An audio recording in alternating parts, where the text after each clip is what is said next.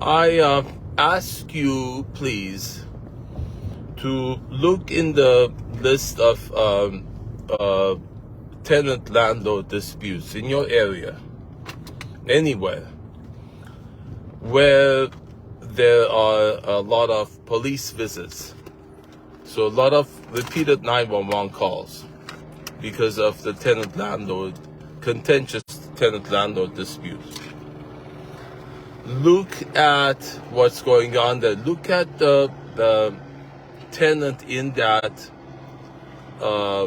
situation, and look at their background, and look at all the houses they've occupied in the past. And it's probably in different states because they hit a target and then move to a different state, and then the police there keep saying it's out of our jurisdiction to look at what they've done. So that's what they go state to state. She went to New Jersey, Florida, and even in Anaheim, they don't want to look at it. They said, well, we can't look at it. We can't look at the past. So look at the tenants in tenant landlord disputes where there are repeated police visits, 911 calls because of the disputes, because of danger there that forces the landlord or the tenant to call police.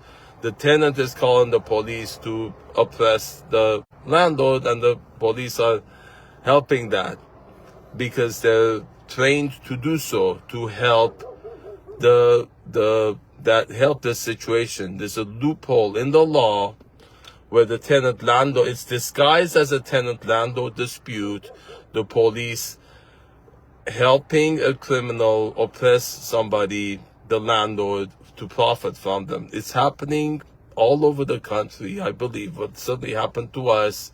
I know people here who it's happened to. I've seen it on TV happening around the country. Exploitation of the law and law enforcement by criminals.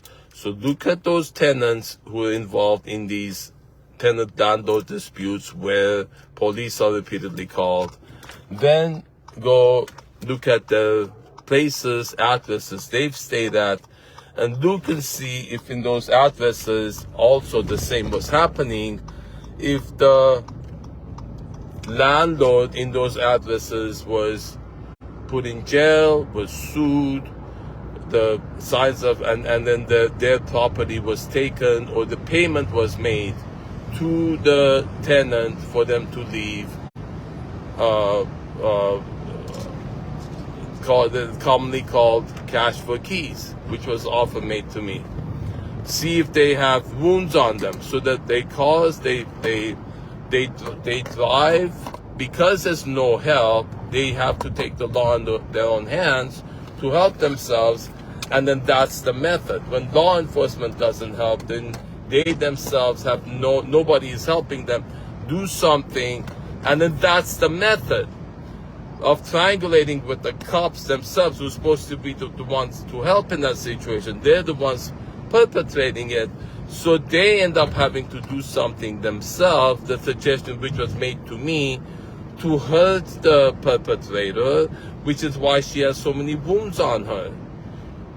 So to her, receiving a wound is victory, because then she uses that to threaten to sue, to blackmail, to incarcerate the landlord, and then get the property. This is the method.